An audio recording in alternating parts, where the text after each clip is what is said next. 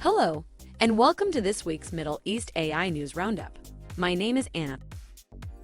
Dubai's Rental Dispute Center, or RDC, the judicial arm of Dubai Land Department, plans to use AI to resolve rental disputes. According to the Land Department, the first of its kind court probe project will process litigation without requiring a human judge. The UAE justice system has a number of digital transformation projects ongoing making use of AI. But the RDC use of AI would be the first in the country to decide on cases. However, AI-powered justice has been trialed in other parts of the world, including China and Malaysia, where AI has actually been used for sentencing in criminal court cases. A team from the Emirates ICT Innovation Center, the EBTIC in Abu Dhabi, has won 2 awards in the prestigious 2021 AI and Machine Learning Awards, organized by the UK's leading business technology publication, Computing. EBTIC won awards for both the Best Cloud Automation Tool and the Best Use of Automation. The center focuses on ICT research and innovation and was established by Etisalat, BT, and Khalifa University.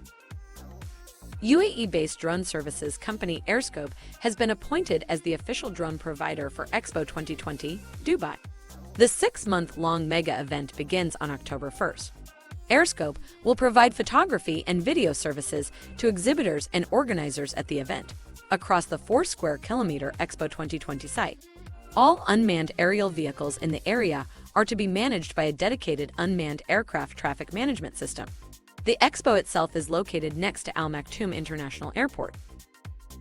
And staying with Expo 2020 news, Terminus Group, a China-based developer of smart technologies, AI, and robotics, yesterday revealed Opti, the Opportunity Pavilion Guardian.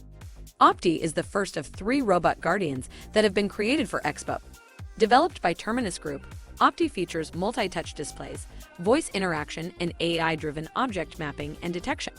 The robot guardians will eventually be joined by about 150 service robots being deployed by Terminus at the Expo site. And that's all we have time for this week. For more information, more stories, and useful links, subscribe to the weekly newsletter, delivered straight to your inbox every Thursday morning. Visit MiddleEastAINews.com to subscribe. That's MiddleEastAINews.com. Thanks for watching. See you next week.